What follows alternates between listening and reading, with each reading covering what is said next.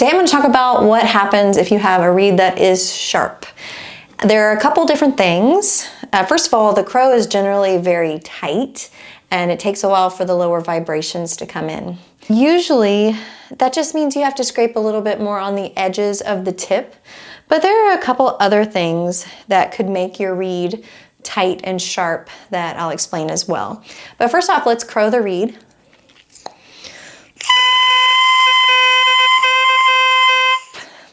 Okay, you can tell here, this does crow. It seems like a very tight crow to me, so if I were to play it, it'd probably sound pretty shrill. Upon a visual inspection, I'll measure it, and we have, it's pretty short. So it's just under 70. I like to have my reeds around 70 or maybe a smidgen higher. It's also kind of small. If you look at the opening of your reed, you want it to be big enough so that the air can freely get in there, but not so big that you can't control it. So there's this happy medium. And oftentimes that can come with age too. Like if your reed's getting old, the tendency is it'll close down and it'll get tight and shrill.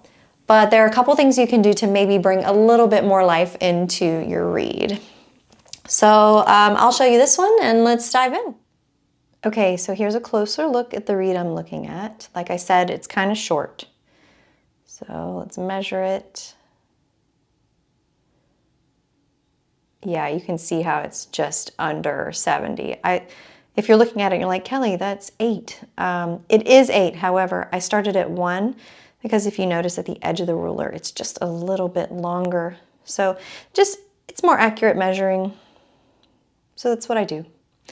Okay, this reed, I obviously made it super short for whatever reason. I don't remember why. I'm gonna give it a crow.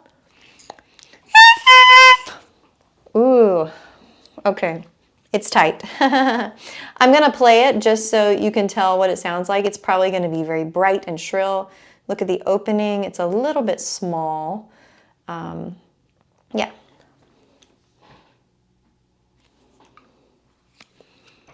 Okay.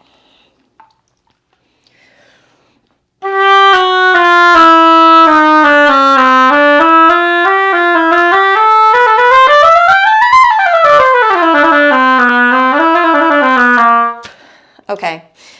I feel like this reed was good at one point, but it is a little tight now.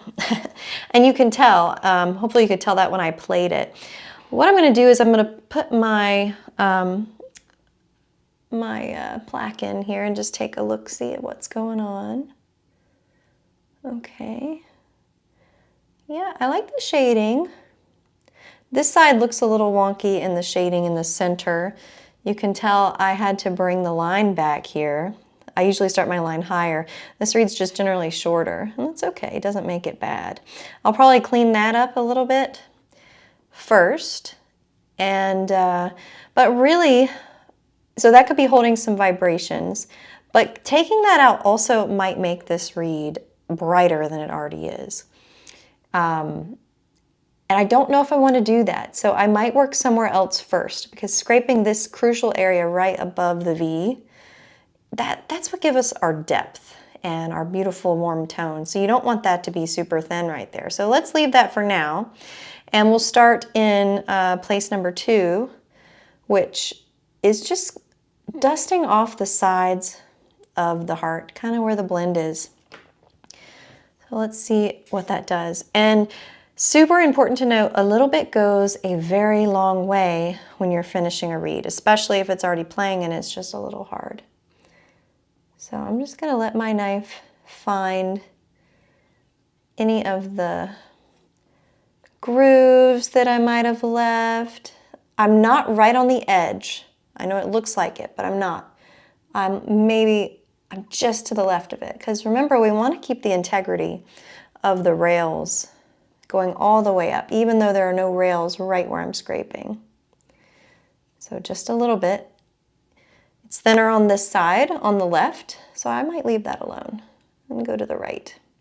That's thicker. Okay, it looks generally thicker right here in the middle too. Obviously, you want the middle to have the integrity as well, but it just looked like something might have been harboring vibrations. Now we left this part in the tip alone right there for now. We barely took anything off, but notice the difference. Let's crow it. Okay, I'm gonna dip it in the water a little bit. Crow it again. Yeah, okay.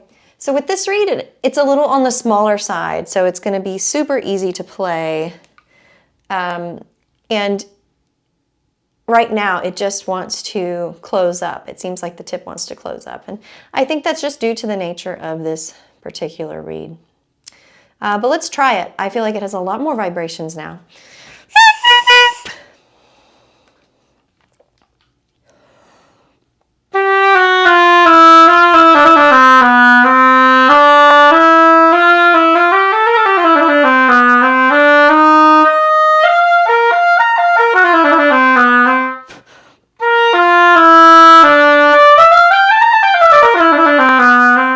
Okay, I'm gonna leave this reed alone. It's a little smaller than I want it to be, but you know, at this point, I can't add cane back on. So it is what it is. And it's still a fine reed. Probably someone just starting out would enjoy this reed a lot because it doesn't take a whole lot of effort to get it to play. But it's still got the core integrity there. So yeah, other things that could keep your reed tight. Obviously, you saw me work in the sides of the heart. If you have another reed that's still tight, so sides of the heart, you can check the opening. Try to make the reed open up a little bit more. You can manipulate it with your fingers if you need to. I try to do that only as a last minute effort. And just note how soon the low vibrations come in when you play on your reed, or when you crow on your reed rather. If it's super effortful or they don't come out at all, then you want to look in this area right here in this transition and just see where the high places are in your reed. And lastly, as always, you want to make sure your reed flexes. I'm going to talk about that in a lot of my videos because it's so important. And see how small that is? It just dried up. It's so dry right now. Let's dunk it again. Yeah. So when I say manipulate the opening, you can gently squeeze it open and hold for a couple seconds. Just like this. Yeah. And it'll stay open a little bit more. But another thing to note is so say you have a reed like this and it's too weak for you, try to make something better. Like, I'm gonna be moving on. I don't wanna play on a small reed. I need something with a lot of oomph behind it. But this reed taught me a lot. So I obviously needed it to vibrate, and I clipped it so far back, probably because it was flat at one point. Or I'm sorry, because I was trying to find vibrations. Because you can just keep working the line back as well to find vibrations. So my tip line usually starts higher than this. And if I can't find vibrations, another way to find them is just to bring it back.